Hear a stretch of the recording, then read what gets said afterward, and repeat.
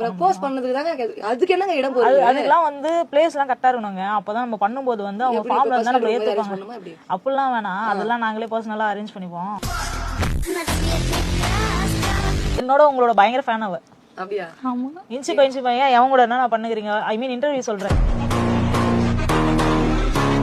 உங்கள மாதிரி ஓவராலா பேசுறது, லிமிட்டா தான் பேசுவேன். அப்படி இல்ல, நீங்க ஓவராலா பேச மாட்டீங்க. கரெக்டான நேரத்துல கரெக்டா ஏறி உட்காந்து அடிப்பீங்க. அந்த விஷயம் எனக்கு நல்லாவே தெரியும். நான் ஏறி உட்காந்து அடிக்க முடியாது. பொண்ணா நாங்கன்னா எல்லாருமே இப்ப நீங்க கூட தான் நீங்க நானும் லெஸ்பியனா இருக்க முடியும். நீங்க பொண்ணு தானே, உங்ககிட்ட அப்ரோச் பண்ண சொல்லுங்க. என்கிட்ட பண்ண முடிஞ்சா வெட்டுருவேன் நான்.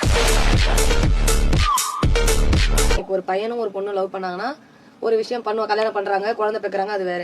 பொண்ணும் லவ் பண்ணி என்ன பண்ணுவாங்கன்னு நினைக்கிறீங்க? பொண்ணும் லவ் பண்ணி என்ன பண்ணா எப்படி இருக்கும் நீங்க நினைக்கிறீங்க? எனக்கு தெரியாது, நான் அப்படி இருந்தது கிடையாது. அதனால உங்களுக்கு எனக்கும் தெரியல ஒரு பையனும் பொண்ணு கல்யாணம் பண்ணி என்ன பண்ணுவாங்க. எனக்கும் நீங்க சொன்னீங்கன்னா நாங்க என் சைடுல என்ன இருக்குதுன்னு குழந்தை பிறகு முத்தம் கொடுத்த குழந்தை பிறந்துருமா?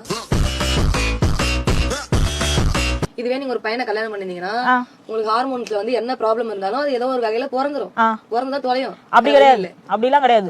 இன்னுமே ஒரு சில பேர் பாத்தீங்கன்னா 102 வயசுல இப்ப நியூஸ்லாம் நீங்க அதிகமா ரீட் பண்ணுவீங்களா? அதனால உங்களுக்கு அது நாலேஜ் இல்லைன்னு நினைக்கிறேன்.